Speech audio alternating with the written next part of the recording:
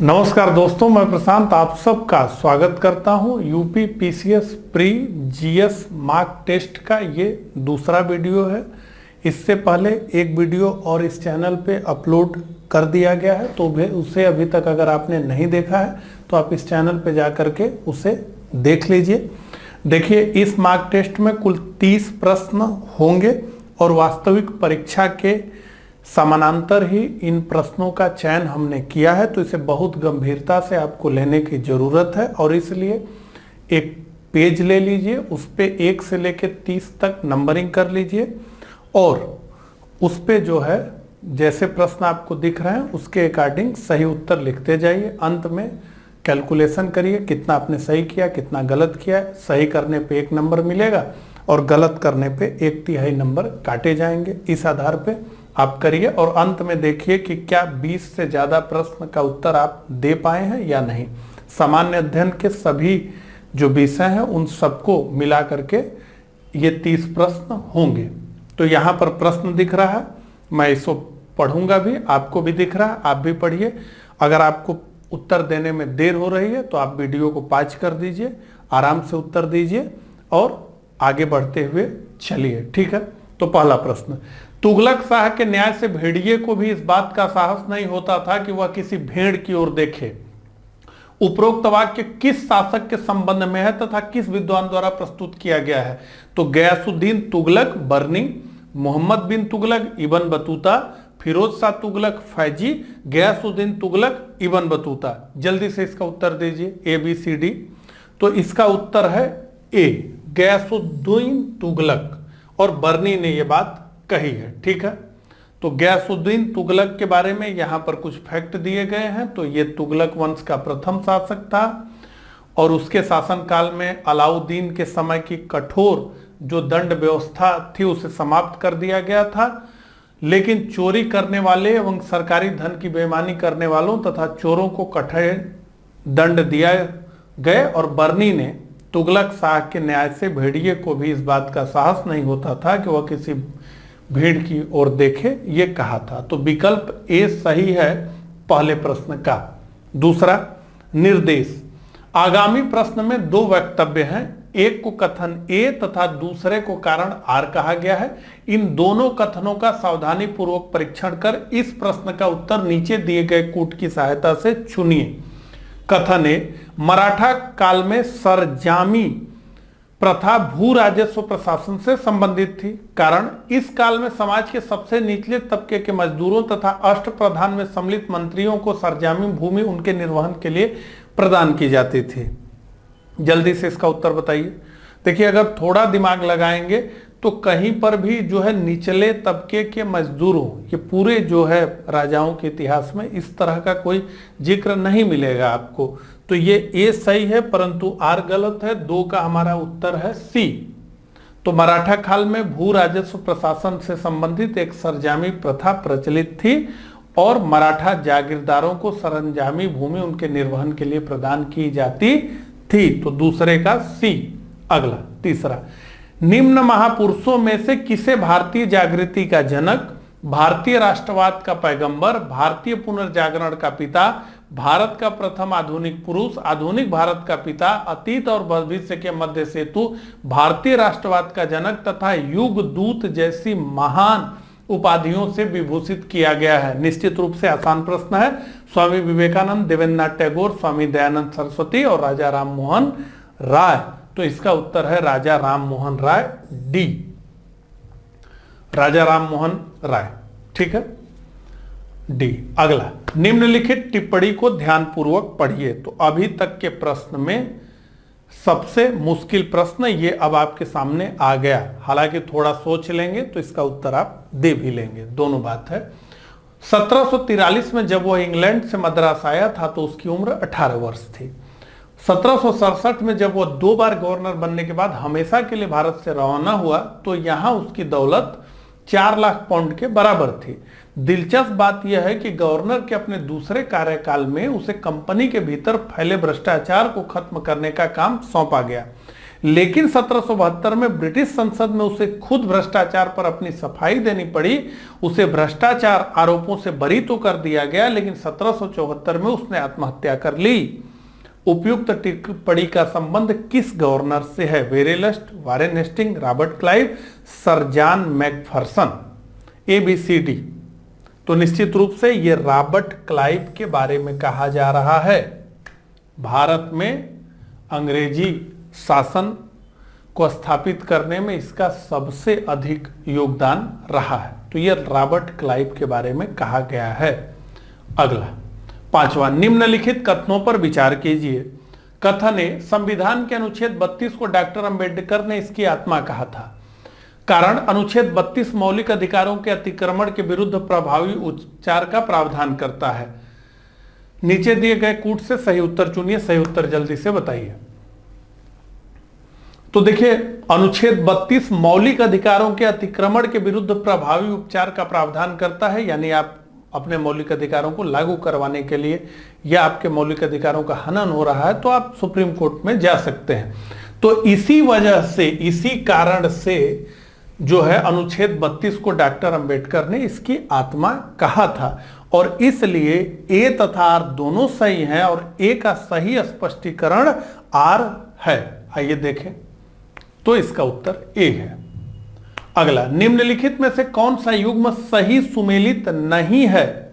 रामगंगा बहुउद्देशीय परियोजना, सबरीगिरी जल विद्युत परियोजना, घाट प्रभा सिंचाई परियोजना, इडुक्की ताप विद्युत केंद्र। ABCD। जल्दी से उत्तर बताइए।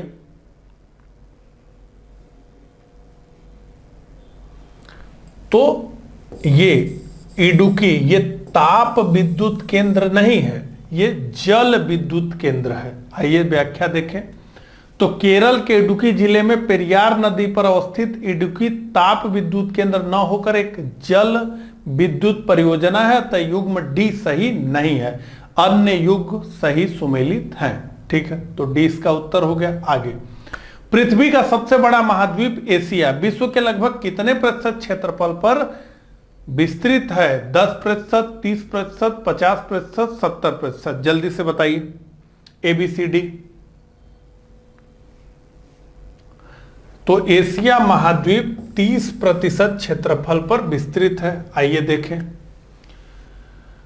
तो 7 महाद्वीपों में से आकार और जनसंख्या दोनों ही दृष्टिकोण से विश्व का सबसे बड़ा महाद्वीप एशिया है, और यह 30% क्षेत्रफल पर विस्तृत है, और इसका संपूर्ण क्षेत्रफल अगर देखें तो 4,45,79,000 वर्ग किमी है। ठीक है, आगे बढ़ते हैं। 8वां प्रश्न, ज्वालामुखी के वे टुकड़े जो मटर के दाने या अखरोट के बराबर होते हैं उन्हें क्या कहते हैं? लावा, पाइरोक्लास्ट, धूल या राख, लैपीली। जल्दी से बताइए। तो इसे लैपीली कहते हैं। तो 8 का डी। आइए व्याख्या देखें। तो ज्वालामुखी क्या है? तो ऐसा वीवर या छिद्र है जिससे लावा, गैस तथा राख व जल वाष्प का उद्गार होता है। अब आइए, ज्वालामुखी के वे टुकड़े जो मटर के दाने या अखरोट के बराबर होते हैं लैपीली कहलाते हैं। दूसरा, ज्वालामुखी से निकले अति महीन चट्टानी कणों को धूल या राख कहा जाता है। ज्वालामुखी उद्गार में निकला हुआ चिपचिपा या पिघला हुआ पदार्थ लावा कहलाता है, और ज्वालामुखी क्रिया के दौरान भूपटल पर आए चट्टानों के बड़े टुकड़े पाइरोक्लास्ट कहलाते हैं, और इसलिए विकल्प डी इस प्रश्न का सही उत्तर है। तो डी। आगे बढ़ते हैं। किस सदन के सदस्यों द्वारा बहुमत से अविश्वास प्रस्ताव पारित होने पर मंत्रिपरिषद को त्याग पत्र देना पड़ेगा? लोकसभा के, राज्यसभा के, दोनों सदनों के अलग अलग, दोनों सदनों की संयुक्त बैठक। ABCD। जल्दी से बताइए। ये एक आसान प्रश्न है निश्चित रूप से, जैसा कि आप जानते हैं।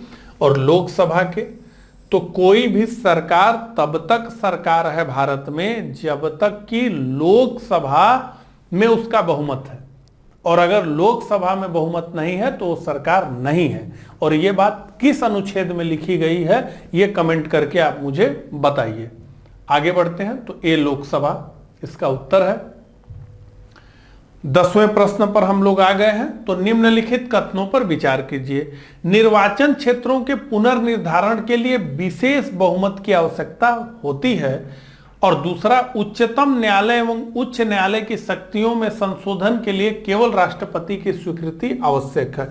उपयुक्त कथनों में से कौन सा से सही है? जल्दी से बताइए, ABCD। तो निर्वाचन क्षेत्रों के पुनर्निर्धारण के लिए विशेष बहुमत की आवश्यकता होती है? नहीं, ये साधारण बहुमत से हो जाता है। उच्चतम न्यायालय एवं उच्च न्यायालय की शक्तियों में संशोधन के लिए केवल इतनी बड़ी शक्ति है ये, और ये राष्ट्रपति के आदेश से होगा? निश्चित रूप से नहीं। तो न तो 1 न ही 2, D 10वें का उत्तर है। आइए देखें। तो साधारण, और इसके लिए विशेष बहुमत की आवश्यकता होगी। तो कहां पर यह सब लिखा है? तो संविधान के अनुच्छेद 368 में संविधान संशोधन की प्रक्रिया का उल्लेख है, और इसमें 3 तरीके से भारतीय संविधान में संशोधन होता है। पहला तो साधारण विधि द्वारा संशोधन, तो इसके बारे में 368 बात नहीं करता है। 368 केवल 2 बात करता है, संसद के विशेष बहुमत द्वारा, और संसद के विशेष बहुमत और प्लस आधे राज्यों के विधानमंडलों की सहमति। तो ये बात जो है करता है। इसी चैनल पे लेक्चर इस पे पड़ा हुआ है, बड़े डिटेल में हमने बात की है। आगे बढ़ते हैं। 11, निम्नलिखित स्वतंत्र कथनों पर विचार कीजिए। भारतीय संसद द्वारा जैव विविधता अधिनियम 11 दिसंबर 2002 को पारित किया गया। 2003 में स्थापित भारतीय राष्ट्रीय जैविक विविधता प्राधिकरण का मुख्यालय कोलकाता, पश्चिम बंगाल में है। इसका उत्तर बताइए। तो देखिए, भारतीय संसद द्वारा जैव विविधता अधिनियम 11 दिसंबर 2002 को पारित किया गया, ये तो सही है। और ये 2003 में स्थापित भारतीय राष्ट्रीय जैविक विविधता प्राधिकरण का ये मुख्यालय कोलकाता में न होकर के चेन्नई में है। आइए देखें। तो दिए गए ए इसका उत्तर होगा। ठीक है, केवल एक सही है, केवल एक सही है। तो दिए गए कथनों में से कथन 1 सही व कथन 2 गलत है। तो ये तो है, और इसका मुख्यालय तमिलनाडु के चेन्नई में है। आगे बढ़िए। ओजोन परत का मुख्य भाग किस मंडल में पाया जाता है तथा यह परत पृथ्वी से करीब कितनी ऊंचाई पर स्थित है? क्षोभ मंडल 15 किमी, मध्य मंडल 85 किमी, समताप मंडल 20 किमी और बहिर्मंडल 50 किमी। जल्दी से इसका उत्तर बताइए। तो इसका उत्तर है सी, समताप मंडल 20 किलोमीटर। ठीक है। तो ओजोन का निर्माण प्रमुख रूप से पराबैंगनी विकिरण अल्ट्रावायलेट रेडिएशन द्वारा होता है, और ओजोन परत का मुख्य भाग इसी समताप मंडल 20 किलोमीटर से 35 किलोमीटर के ऊंचाई के मध्य मिलता है। 13वें प्रश्न पर हम आ गए, पढ़ते हैं। निम्नलिखित प्रश्न में 2 कथन है, कथन 1 और कथन 2। इन दोनों प्रश्नों का सावधानी पूर्वक परीक्षण कीजिए तथा नीचे दिए गए कूट का प्रयोग कर सही उत्तर चुनिए। कथन, भारत में सर्वाधिक जनसंख्या का घनत्व औद्योगिक क्षेत्र में है।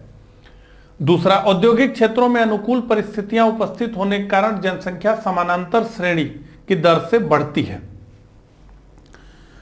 अब दोनों कथन सत्य हैं, इसको आप पढ़ लीजिए। अब इसको बताना है। तो देखिए, भारत में सर्वाधिक जनसंख्या का घनत्व औद्योगिक क्षेत्रों की तरफ है, निश्चित रूप से वहां पर है। जनसंख्या का घनत्व वहां पर अधिक है, क्योंकि रोजगार वगैरह के चक्कर में लोग वहां पर जाते हैं।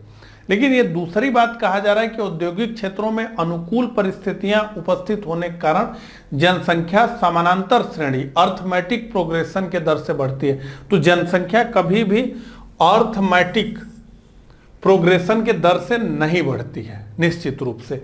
तो ये एक कारण से गलत हो गया। और दूसरा, औद्योगिक क्षेत्रों में अनुकूल परिस्थितियां, तो अनुकूल परिस्थितियां नहीं है, झुग्गी झोपड़ी में लोग रह रहे हैं, लेकिन पेट चलाने के लिए उनको वहां रहना है। तो ये दोनों कारणों से जो है क्या है, गलत है। तो हमारा उत्तर हो जाएगा कि कथन 1 सत्य है किंतु कथन 2 असत्य है। तो 13 का हमारा उत्तर होगा सी। अब आइए इस पे बात करते हैं। ठीक है, तो माल्थस ने जनसंख्या वृद्धि का सिद्धांत दिया और उसने क्या कहा कि किसी देश की जो जनसंख्या वृद्धि है ये ज्यामितीय दर या गुणोत्तर श्रेणी यानी जियोमेट्रिक प्रोग्रेशन में बढ़ती है, यानी 1, 2, 4, 8, 16, 32, 64 इस प्रकार से बढ़ती है। और ये जो खाद्यान्न का उत्पादन है, जो अन्न का उत्पादन है, ये कैसे बढ़ेगा? 1, 2, 3, 4, 5। तो इसीलिए माल्थस ने कहा कि एक दिन ऐसा आएगा कि खाद्यान्न का उत्पादन कम हो जाएगा और जनसंख्या खाने वाली अधिक हो जाएगी और इसलिए भूखमरी हो जाएगी, ये माल्थस ने कहा। लेकिन हरित क्रांति जो हो गई पूरे विश्व में, उसने जो है अनाज के उत्पादन को बहुत बेतहाशा बढ़ा दिया। तो हम लोग स्टेबल स्थिति में हैं, कोई दिक्कत, पूरे विश्व की बात कर रहे हैं, अभी भी भूखे लोग बहुत रह रहे हैं लेकिन अनाज की कमी नहीं है। तो ये बात है। अब जनसंख्या घनत्व के बाद तो एक सत्य है किंतु दो असत्य है, ठीक है। अगला, लिंगानुपात, सेक्स रेशियो एक भौगोलिक क्षेत्र में प्रति पुरुषों की संख्या के अनुपात में महिलाओं की संख्या को प्रदर्शित करता है। तो लिंगानुपात कितने संख्या पर जो है ये निकालता है, ये इसकी बात की जा रही है। बहुत बेसिक प्रश्न है, लेकिन आप देखिए क्या आप इसका उत्तर दे पाते हैं। तो निश्चित रूप से इसका उत्तर है सी 1000। तो 14 का हमारा उत्तर है सी। आगे बढ़ते हैं, ठीक है, इसका एक्सप्लेनेशन। अगला, सही जोड़े बनाइए तथा नीचे दिए गए कूट से सही उत्तर चुनिए। ज्वार चीन, सोयाबीन अफ्रीका, पपीता अबिसिनिया, जौ अमेरिका। तो सूची यानी फसल और सूची 2 यानी उत्पादित स्थल, इसके बारे में पूछा जा रहा है। तो इसका उत्तर हमारा है डी। ए का 2 यानी ज्वार अफ्रीका, बी का 1 यानी सोयाबीन चीन, सी का 4 यानी पपीता अमेरिका और डी का 3 यानी जौ अबिसिनिया। तो 15 का हमारा जो उत्तर है वो है डी। आइए देखते हैं। अब प्रमुख फसल, फल एवं सब्जियों के उत्पत्ति स्थल को यहां पे एक क्रम से दिया गया है। आप इसे पढ़ सकते हैं, स्क्रीनशॉट ले सकते हैं, ठीक है। आगे बढ़ते हैं 16वें प्रश्न पे। निम्नलिखित में से अंगूर की किशमिश वाली किस्मों को प्रथम कीजिए। तो ऐसी किस्म अंगूर की जिससे किशमिश बनती है।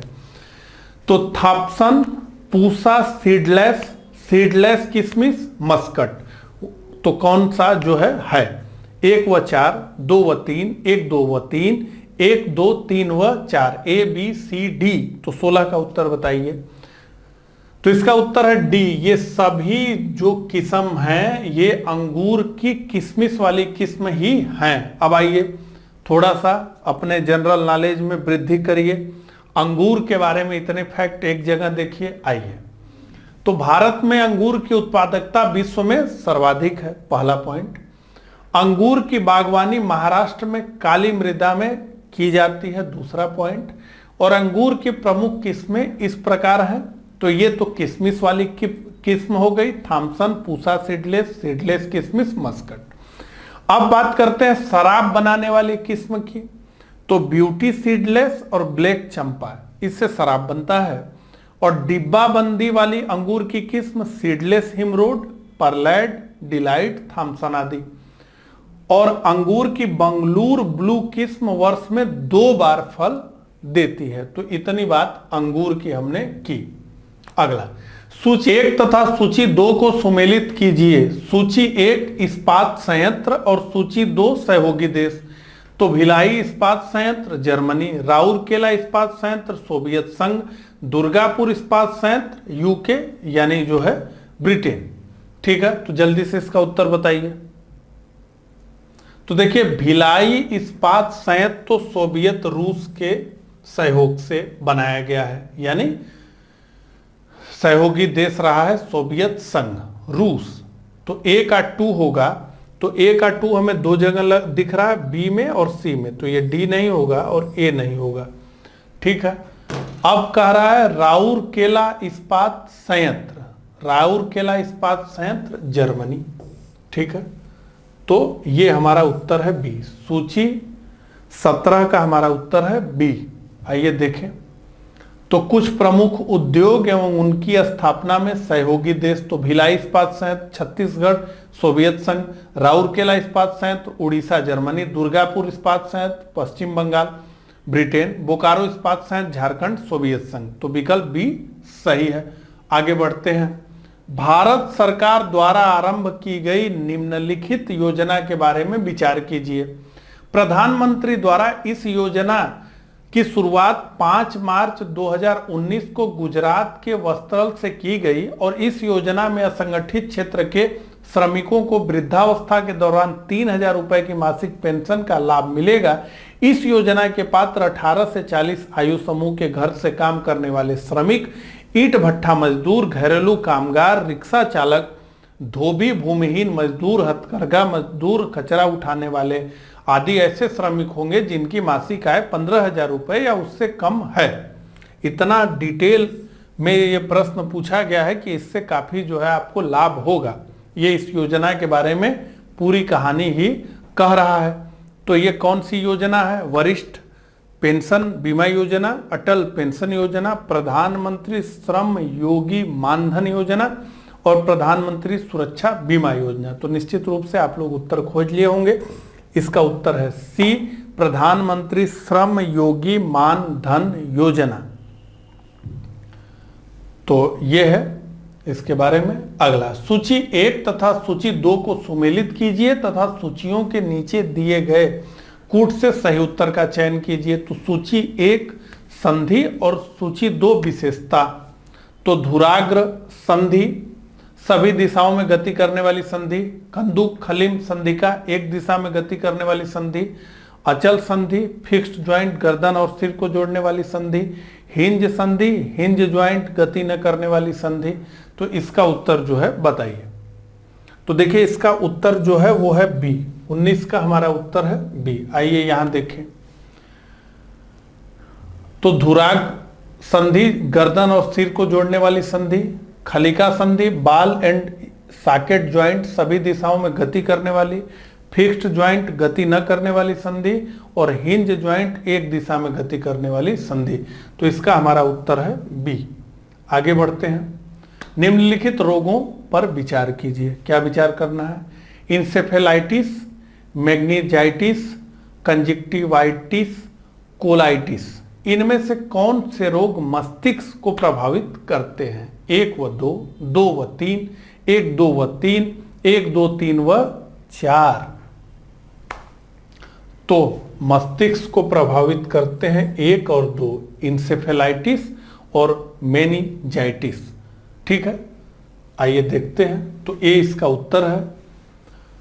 रोग मस्तिष्क को प्रभावित करते हैं, जबकि कंजक्टिवाइटिस आंखों को तथा कोलाइटिस छोटी व बड़ी आंत को प्रभावित करता है। अब यहाँ पे प्रमुख रोगों द्वारा प्रभावित अंग के बारे में दिया गया, परीक्षा में पूछा जाता है। स्क्रीनशॉट लेना हो तो ले लीजिए। आगे बढ़ते हैं। यह एक धनावेशित मूल कण है जिसका द्रव्यमान एवं आवेश इलेक्ट्रॉन के बराबर होता है, इसलिए इसे इलेक्ट्रॉन का विरोधी कण एंटी पार्टिकल कहते हैं। इसका प्रचक्रण स्पिन 1/2 होता है। यह टिप्पणी किसके संदर्भ में है? पॉजिट्रॉन, न्यूट्रिनो, क्वार्क, फोनान। 21 का उत्तर बताइए। तो ये टिप्पणी पॉजिट्रॉन के विषय में है। आइए देखें। तो उपयुक्त टिप्पणी का संबंध इलेक्ट्रॉन के विरोधी कण पॉजिट्रॉन से है। आगे, सोने को अम्लराज में घोला जा सकता है। इससे सांद्र हाइड्रोक्लोरिक अम्ल HCl तथा सांद्र नाइट्रिक अम्ल HNO3 का अनुपात क्रमशः कितना होगा? 1:2, 1:3, 3:1, 3:4। जल्दी बताइए।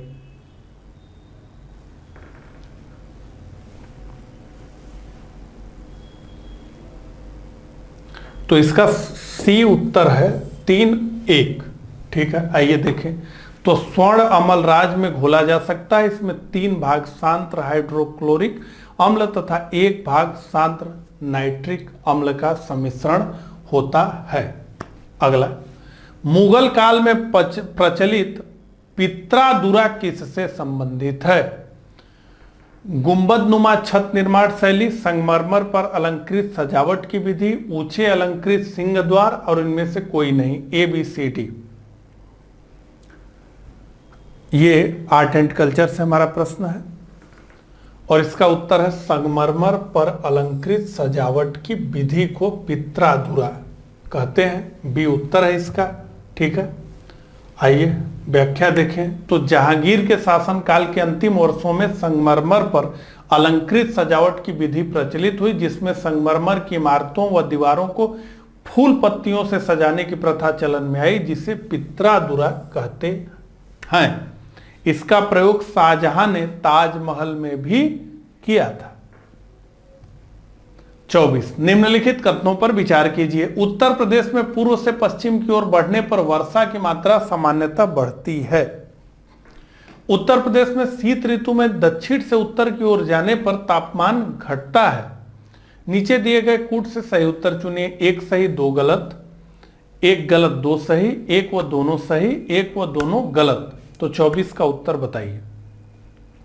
तो देखिए, ये तो सही है कि उत्तर प्रदेश में पूर्व से पश्चिम की ओर बढ़ने पर वर्षा की मात्रा सामान्यतः बढ़ती है। ये गलत है, ये सही नहीं है, घटती है। ठीक है, तो पहला गलत है। उत्तर प्रदेश में शीत ऋतु में दक्षिण से उत्तर की ओर जाने पर तापमान घटता है। तो ये सही है कि तापमान घटता है, क्योंकि उत्तराखंड और हिमाचल में जो बर्फबारी होती है उसके कारण तापमान घटता है, और इसलिए एक गलत है और दो सही है। आइए व्याख्या देखें। तो पूर्व से पश्चिम की ओर बढ़ने पर वर्षा की मात्रा व वर्षा की अवधि दोनों ही घटती है, तो एक तो गलत है। और उत्तर प्रदेश में शीत ऋतु में तापमान में काफी तापांतर होता है। उत्तर पश्चिमी जिलों में उत्तराखंड तथा हिमाचल में होने वाली बर्फबारी के कारण ठंड बढ़ जाती है, इसलिए शीत ऋतु में दक्षिण से उत्तर की ओर जाने पर तापमान कम हो जाता है, और इसलिए दो सही है।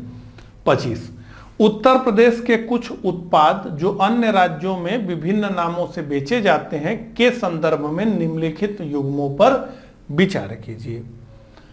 पहला, आम शाही ब्रांड और आलू अवध ब्रांड। एक सही, दो गलत, एक गलत, दो सही, एक व दो दोनों सही, एक व दो दोनों गलत। बताइए, थोड़ा सा अलग तरह का प्रश्न है ये, जल्दी से उत्तर बताइए। तो दोनों गलत हैं भैया। आइए देखें। तो पहला तो ये कि उत्तर प्रदेश देश में आम का सबसे बड़ा उत्पादक राज्य है। अन्य प्रदेशों में क्या कहते हैं उत्तर प्रदेश के आम को? शाही ब्रांड नहीं कहते हैं, जो कि विकल्प में था, इसे कहा जाता है नवाब ब्रांड। ठीक है, और 3 कृषि निर्यात क्षेत्र हैं, लखनऊ, सहारनपुर तथा आगरा। इनमें से आगरा आलू के लिए, जबकि लखनऊ तथा सहारनपुर आम के लिए स्थापित है।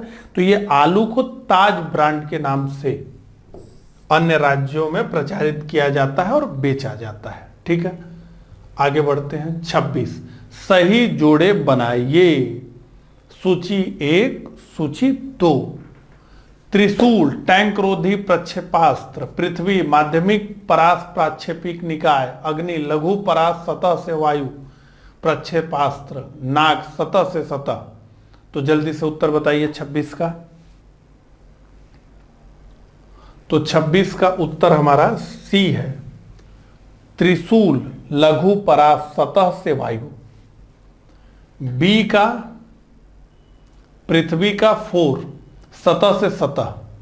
सी का 2 अग्नि माध्यमिक परास, और डी का 1 नाग टैंक रोधी प्रक्षेपास्त्र।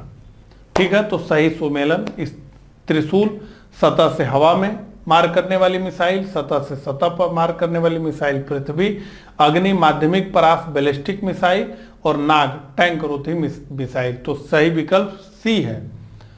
अगला, मिस्टर सुमंत मूलगांवकर जो एक भारतीय उद्योगपति थे के नाम पर भारत में किस कार का नाम रखा गया?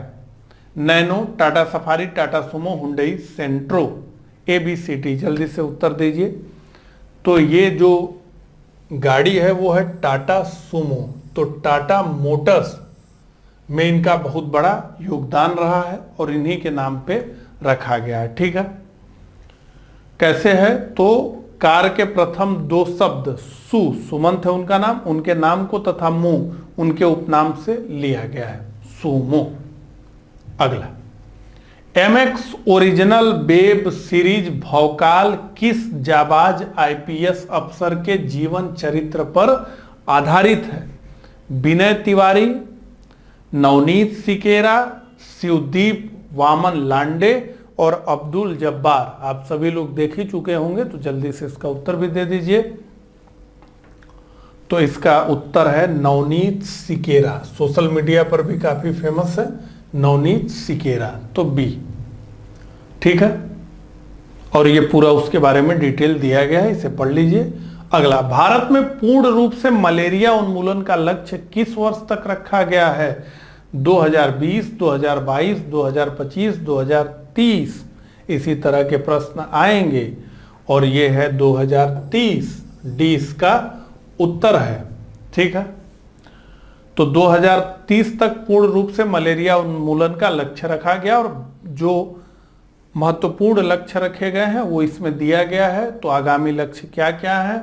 सभी गांवों को ब्रॉडबैंड से जोड़ना 2022 तक, सबके लिए आवास मुहैया करवाना 2022 तक, हर परिवार को बिजली तथा एलपीजी कनेक्शन उपलब्ध करवाना 2022 तक, किसानों की आय दुगना करने का लक्ष्य 2022 तक, देश को सिंगल यूज प्लास्टिक से मुक्त करने का लक्ष्य 2022 तक, विश्व की तीसरे सबसे बड़ी अर्थव्यवस्था बनाने का लक्ष्य 2025 तक, टीबी मुक्त देश बनाना 2024-25, मवेशियों में फुट और माउथ रोग को खत्म करना 2025, 100% इलेक्ट्रिक वाहन का लक्ष्य 2030।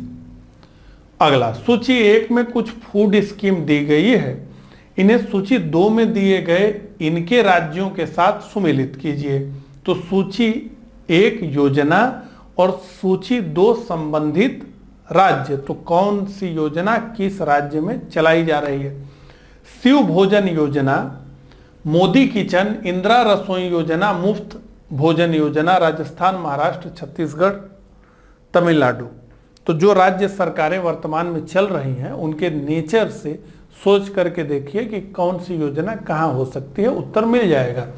अब जैसे अगर हम बात करें तो छत्तीसगढ़ में कांग्रेस की सरकार, महाराष्ट्र में कांग्रेस की सरकार है गठबंधन में, और राजस्थान में कांग्रेस की सरकार है। तो निश्चित रूप से इंदिरा रसोई योजना तो राजस्थान की है, सी का 1 है। ठीक है, तो हमारा उत्तर मिल गया, बी इसका उत्तर है। ठीक है, दूसरा देख लें, शिव भोजन योजना, शिव ये महाराष्ट्र सरकार द्वारा चलाया जा रहा है, शिवसेना। इसमें सबसे चौंकाने वाला नाम है मोदी किचन, यानी बी का 4, ये तमिलनाडु द्वारा चलाया जा रहा है। मुफ्त भोजन योजना ये छत्तीसगढ़ द्वारा चलाया जा रहा है। तो 30 का हमारा उत्तर है बी। आइए देखते हैं। ठीक है, तो शिव भोजन योजना महाराष्ट्र सरकार के द्वारा जो है, इस तरीके से पूरा आप देख लेंगे। इंदिरा रसोई राजस्थान। ठीक है, ये तो इस प्रकार से 30 प्रश्नों को हमने देखा। तो सबसे पहले तो कमेंट ये करके बताइए कि प्रश्नों की क्वालिटी कैसी रही, आपको कैसे लगे प्रश्न, और दूसरा ये कमेंट करके बताइए कि आपने कुल कितने जो है नंबर प्राप्त किए। तो इस वीडियो में बस इतना ही, मिलता हूँ इसी तरह के अगले वीडियो में, तब तक के लिए आप सभी को नमस्कार।